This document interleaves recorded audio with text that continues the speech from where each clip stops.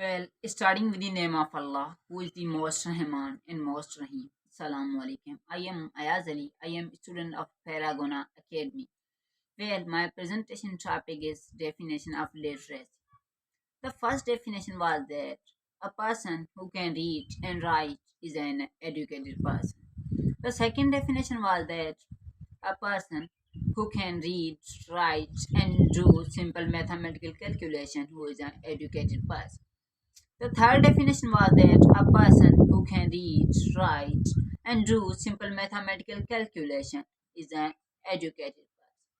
The third and current definition was that a person who can read, write, and do simple mathematical calculation and can operate computer and give analyze and give opinion about the things who is an educated person.